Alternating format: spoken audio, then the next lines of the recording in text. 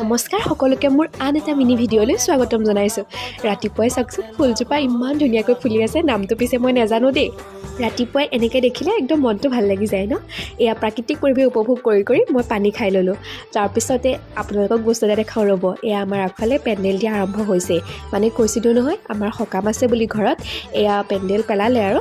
ভাগৱত পাঠৰ ব্যাখ্যাকাৰ হিচাপে আমাৰ গৃহলৈ আহিব প্ৰাণজিৎ গগৈ বাপ। এয়া আহি আকৌ আটা অকণমান মাৰি থৈ গৈছোঁ। তাৰপিছত ইয়াক খৰাহিলৈ ক'লৈ গৈছিলোঁ জানেনে? এয়া চাওকচোন কি ধুনীয়া পাচলি ছিঙি আনিছোঁ নহয়, কাষৰ বৌহঁতৰ ঘৰৰ পৰা আনিছোঁ। একদম ফ্ৰেছ মৰিচা শাক।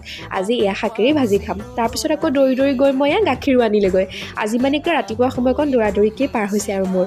এয়া মই বনাই ল'লোঁ ৰুটি মোৰ কাৰণে, আৰু লগতে মায়ে ভাতৰ লগত খাবৰ কাৰণে বনাইছিলোঁ এয়া লাও ভাজি, আৰু লগত আচাৰ লৈছোঁ আৰু পিঁয়াজ। এনেকৈ মই দৌৰিকৈ খাই আকৌ মই কলেজলৈ গ'লোঁগৈ। কলেজৰ পৰা আহি এয়া শাকখিনি ধুনীয়াকৈ বাছি ল'লোঁ, আৰু এয়া আজি মোৰ শাকৰ ভাজিৰ লগত